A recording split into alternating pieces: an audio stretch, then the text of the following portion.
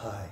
And what's really going to tie the room together is if we get some colour, and what we're going to do is we're going to just draw some coloured dots. Okay. So let's just imagine this is you. Now, anyway, so this is really what's going to allow you to stick a pin in the cloud.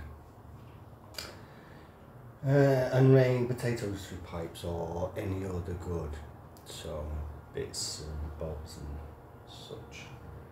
So you have your distribution industry, which is a machine, and really it's you and a whole list of goods. Then you can rank by price. Rank, well, or you could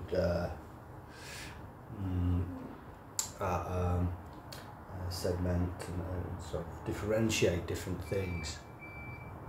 For instance, you can make things out of clay. You can make them into different shapes. But the shape that you want is the one that you obviously say, yeah, I received the one that I wanted, and that's the top of the list, simply because everything else is something else. And really the computing really helps your distribution system work better. And it computes there. So that's electric between you and the thing that you want. And it's all sort of nice and colourful. So actually, when you have the things in a container and drive them around, what you can do is use computing to sort of represent that. So what you do is you have a manifest, and what you can say is that this is the person that's there receiving the potato, the good potato.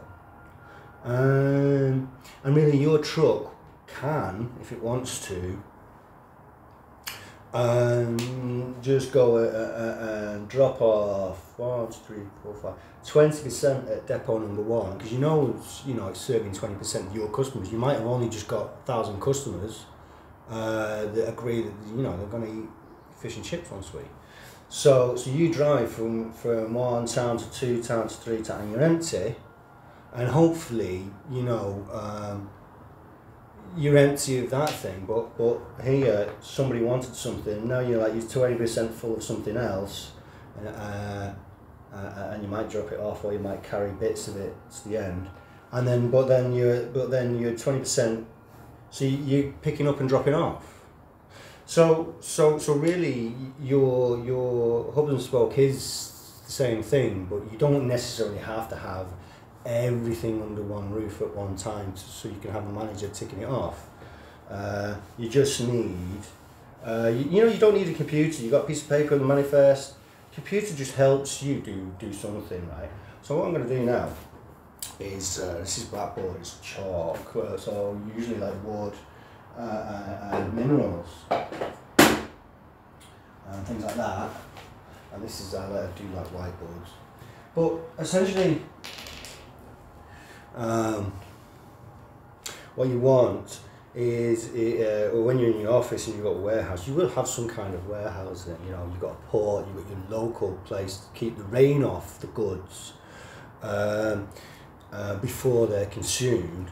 So you have your analysts, and they understand what propensity graph is. So you try and have a conversation with an analyst and say, what's propensity? Now, and choose your favourite graph. Now, they might change a graph, to be honest, but there are graphs. So here's a good normal graph, okay? Well, that's your normal. So now, there are other shape graphs. Now, you might prefer this kind of exponential shape graph.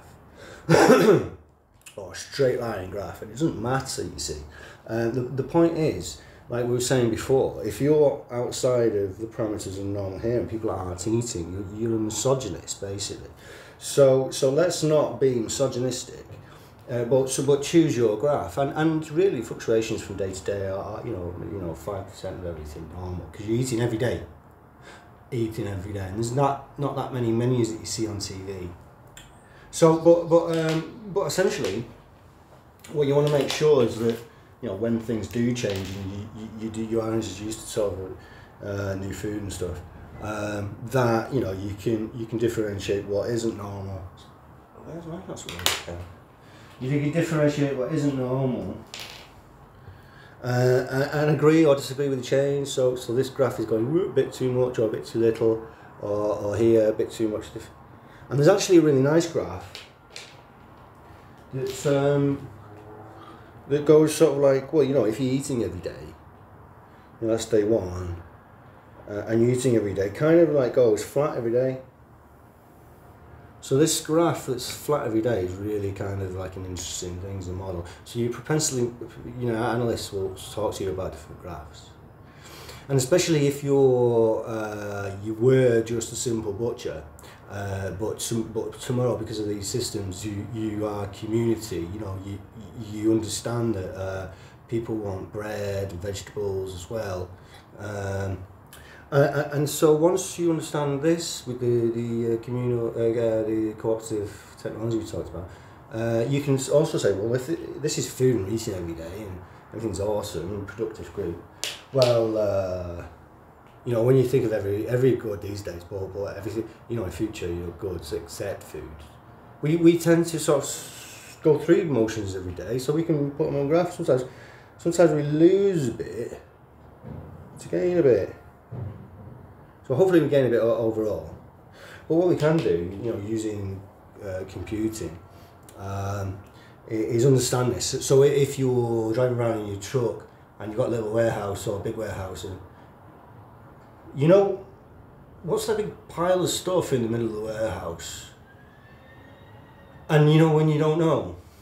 So so basically this is like a TV screen, and it's like, it should be normal, flat every day, or we'll pick your graph. And now I've got this.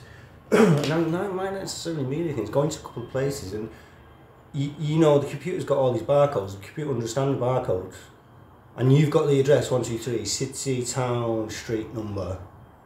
So then everything works, right? So you just got a sticker and stuff. You remember, you go to a market, you put potato on the market, and you put a ticket there, right? And you know, someone goes, I'll have that. Right, okay, right. Okay, well, go home, because, you know, you've got a lot of stuff to carry. Just split the ticket in half or deliver it. And then really the free market manifests the number and you'll have the tickets. So anyway, that's something that you don't need to worry about, but you do need to know there's a pile of stuff on the warehouse floor. It's like, right, okay. So anyway, that's some kind of evident thing, like something evidently different. Anyway, something, you know, obvious. Well, it needs delivering or it needs sorting out. So anyway, once you've got a computer, if you look down here, this is quite a nice one. I've rubbed things off. Well, you know, you've got some day in law, and you just go, well, you know, we can do this, like that. It's a time frame. But cash and substantial things are different. So as long as you're eating every day, you can compare everything to you know, your food. So pick a propensity graph, a probability. And actually do use computing, because it really just sort of says, well, yeah, you know, electrically, you know, as an accountant would say, you know, you've got potato, that's you with a pin, and that's potato out of a list of, you know, potatoes.